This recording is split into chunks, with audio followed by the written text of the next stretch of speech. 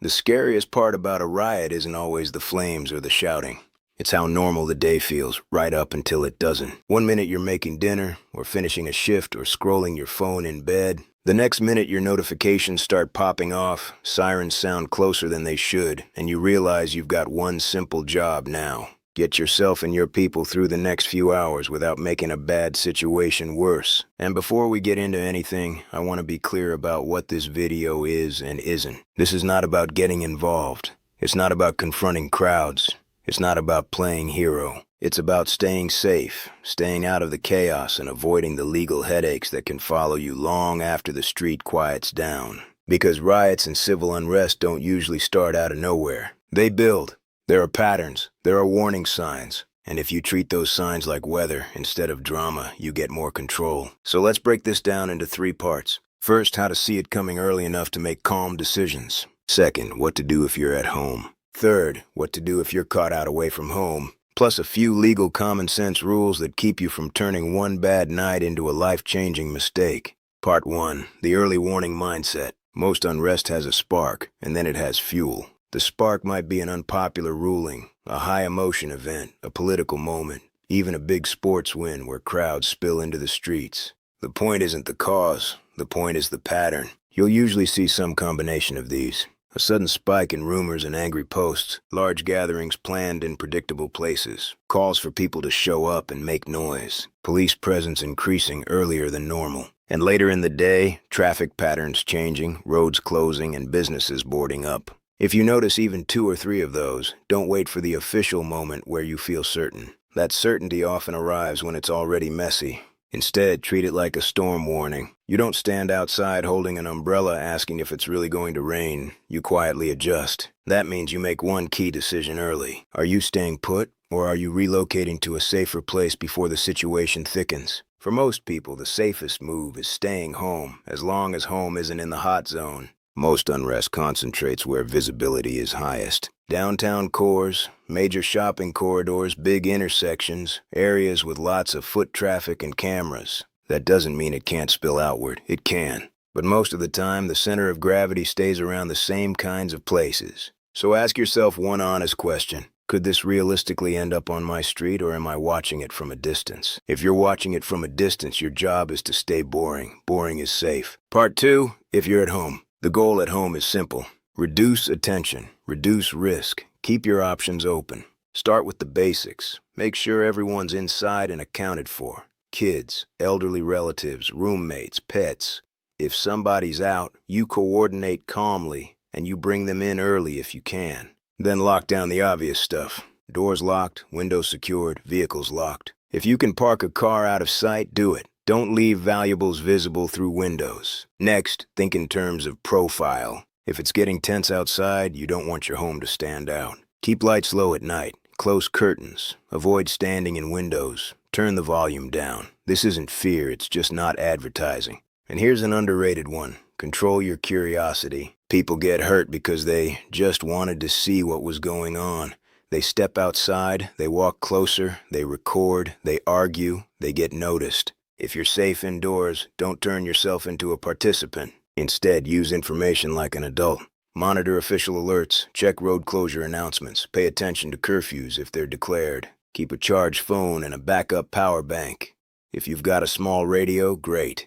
If not, your phone plus a charger is still huge. Have an indoor plan for what if. What if power drops? What if something catches fire nearby? What if smoke drifts in? What if a family member panics? This is where a small unrest kit helps, and it doesn't need to be tactical or weird. Water, basic first aid, flashlights, batteries, N95 or similar masks if smoke is a concern, meds you need daily, a paper list of emergency contacts, some cash, a charged backup battery. Also keep shoes by the door. That sounds stupid until it isn't. If you ever have to leave quickly, you don't want to be barefoot and frantic. And one more thing, have a calm family script. Something simple like, we're staying inside, we're not going out to watch. If something changes, we move together. In stress, people don't rise to the occasion. They fall to the level of their plan. Part 3, if you're out away from home. This is where most bad outcomes happen, because people are exposed and making decisions on the fly.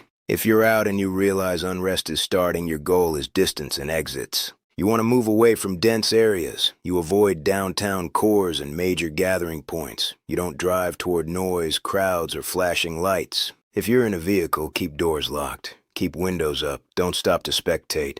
Don't stop for arguments. Don't roll down a window to talk it out. If traffic starts acting strange, take it seriously. If you can safely reroute early, do it early. The longer you wait, the more likely you are to get boxed in by road closures, stalled traffic, or people flooding into streets. And if you encounter a crowd, the answer is not push through. The answer is create space. Turn around if you can. Take a different route. Get away from density. Crowds change fast. Even if people seem calm, a single moment can flip the mood, and you do not want to be in the middle when that happens. If you're on foot and you accidentally walk into a crowded situation, don't make yourself interesting. Keep moving. Keep your head up. Don't stare. Don't yell. Don't try to win a conversation. Don't take a moral position in the moment. Your goal is to get out, not to be right. Move toward the edges and away from bottlenecks. Avoid alleys and narrow spaces that don't give you options. And if you can step into a safe public indoor space to regroup, like a hotel lobby or a well-lit business that's operating normally, that can be a smart reset point. The idea is to get out of the flow and back into control. Now the legal common sense part.